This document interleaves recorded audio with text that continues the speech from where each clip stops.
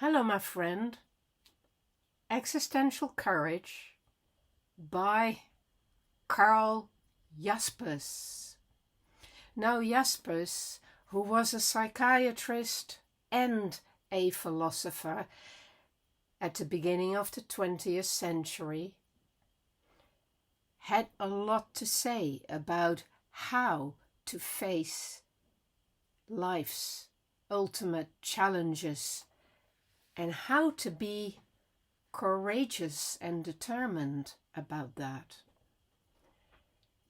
For him, this existential courage is not some kind of psychological trait.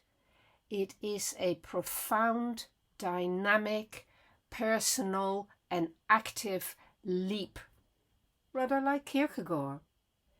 It is the capacity to move from survival mode, which is what he called being Dasein, the being there.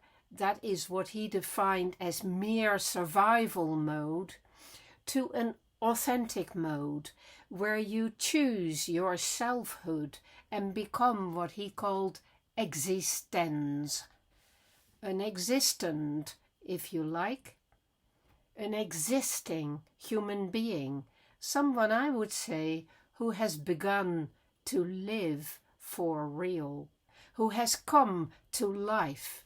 So this transition from just merely living to survive towards grabbing your life and making something of it requires this existential courage. And he argued that we find this courage in our limit situations. Now, I've spoken about those before. He saw 4 limit situations, Grenzsituationen in German. And these limit situations were the 4 cornerstones of his whole philosophy and his work. They are boundary situations that are inescapable. They're universal aspects of the human condition. We cannot escape, flee from them, but we can accept them and comprehend them and learn to work with them. The first is death, the fact that we are finite and our life is short and we will inevitably die. Second, suffering. Physical and psychological pain are inevitable. We will need to come to terms with suffering. We need to learn to get good at suffering. Third, chance. Life is unpredictable. It's not all under our control, my friend. Things happen. Things will change your life that you can have no control over whatsoever. So to come to terms with these radical, unpredictable, fateful experiences is another thing you've got to take on the chin. And finally, Jaspers spoke about guilt as one of those limit situations. Guilt is the inevitable consequence of the fact that you take responsibility for your life, that you make choices, and that when you make choices, you exclude other possibilities. You close things down as well as opening them up. And sometimes you cause unintended harm. And sometimes you feel terrific guilt about the wrong you've done. And sometimes you feel terrific guilt about the things you haven't done. That's existential guilt. And all these things we normally try to avoid. We try to forget about death, about suffering, about chance, and about guilt. we try to distract ourselves and treat those realities as things that are distant and that won't happen to us, perhaps. But crises come, and they remind us of those 4 limit situations, and our world shatters, and our sense of ourself shatters. Our individuality is in question, and we need to discover how to hold on. And this holding on, my friend, when we are faced with limit situations, that is you discovering your capacity to tolerate much more than you think, and the capacity for resilience and the capacity to overcome. This is how you build your existential courage. So, if you constantly try to evade these situations through building false security around yourself, or illusions, or denial, then you are not ready for existential courage yet.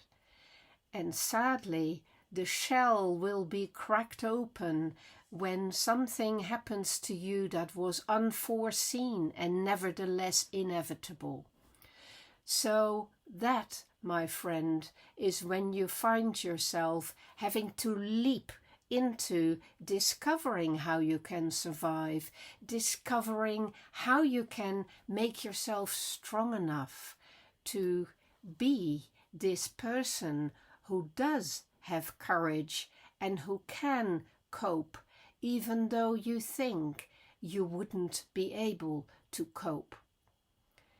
Now, Jaspers speaks a lot about how relationships help with this. He spoke about the importance of existential communication. Now, existential communication is not about fearing people, as Sartre did when he spoke about hell is other people.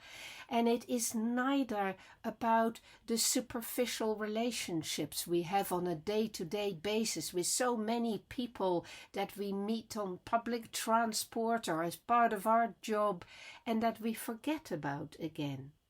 Existential communication is specifically not about casual chatter or networking.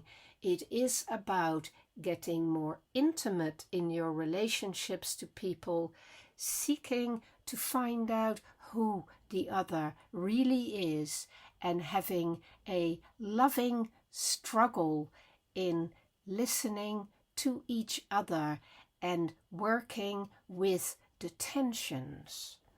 This is what Jasper thought teaches us existential courage. It teaches us humility.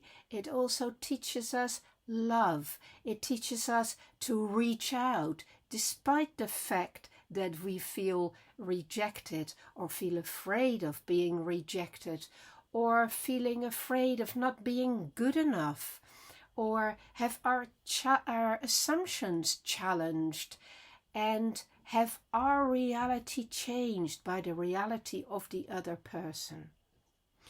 In this context, Jasper spoke about letting yourself be shipwrecked on the rocks of relationships and having the courage to fail, to realize that you can allow things to fleet, and you allow things to flow, and you allow things to go wrong, and you allow failure in your life, and you allow misunderstanding, and yet you reach out again, is to become capable of existential courage in relationship.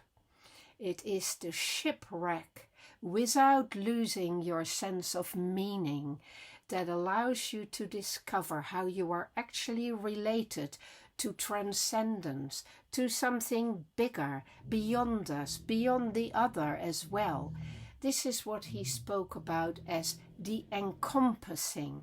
the absolute, if you like, that which holds us all together, if you can allow shipwreck in your life and allow yourself to discover the meaning of what is encompassing you, what transcends you, then you won't sink into nihilism. No, you will courageously open yourself for peace and for the discovery of something new. And that is what happens in that limit situation, where you discover that what actually puts you to the limit is also what allows you to come to that liminal place where transformation becomes possible. In the fire of your confrontation with the limit, you discover that in the fire your authentic self is shaped, is unmasked, and that in the loving struggle with the other, you form a much more profound sense of who you are deeply inside of yourself. You get a more relational view of existence, but you also, my friend, sharpen and build your capacity for loving communication with yourself as well as with the other. Even though it may not be easy, you learn to approach crisis with a sense of confidence that this too will lead to transformation and transcendence, and not to destruction or giving up. So Jaspers has a very constructive and positive view about existential courage, and a lot to teach you about how to stand in those challenging, difficult moments where your existential courage will save the day.